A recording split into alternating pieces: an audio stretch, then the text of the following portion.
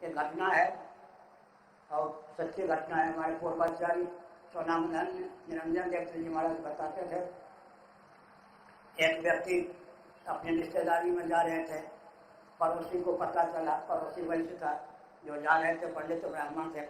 पड़ोसी ने कहा कि छोटा सा बच्चा है, इसको ननिहाल की याद आ रही, अपने साथ हम ले जाइए। बच्चा है, भूखा, उस दिन ट्रेन में खाने पीने की सामग्री नहीं मिलती थी, स्टेशन पर कहीं ट्रेन रुके, जो सामग्री आता है फल आदि मिठाई का खरीद कर दे दीजिएगा। थोड़ी देर ट्रेन चली, बच्चे ने कहा हमको भूख लगी है और भूख लग रही है।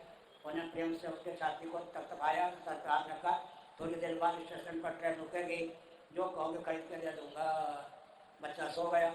थोड़ी देर बाद एक स्टेशन पर ट्रेन रुकी, उन्होंने कहा कि उठो उठो, भूख लगी होगी, भूख लगी तो तुमको क्या चाहिए, खरीद कर दे दो, 10 मिनट यहाँ ट्रेन रुकती है। बच्चे ने क्या कहा मालूम है, सच्ची घटना है, मेरे बेटे ने मेरे निमित्त आज ब्राह्मणों को भोजन करवाया, मैं तृप्त हो गया, भूख नहीं है।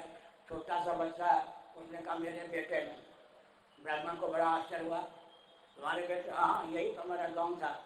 आगे की यात्रा छोड़ करते हो चले ब्राह्मण के साथ।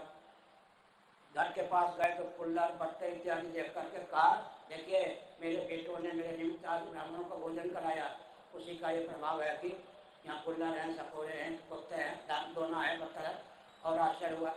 घर में घुसे, लोगों ने, वैश्यों का घर था, अरे अरे कोई ब्राह्मण देवता आए हैं, उनके साथ बाल गोपाल भी है, आइए ब्राह्मण देवता, क्या भोजन, क्या स्वागत हुआ आपका। उन्होंने कहा कि ये, उस बेटे ने कहा ये मेरा बेटा छोटे से बच्चे ने कहा मेरा बेटा। सबको आश्चर्य हुआ। उन्होंने कैसी आश्चर्य के कारण को ले आया। तो उसने कहा, उसके बेटे ने, छोटे बच्चे के बेटे ने, पूर्वजन्म के बेटे ने, अगर आप मेरे पिता हैं तो आप वैसे थे, हम लोग वैसे हैं।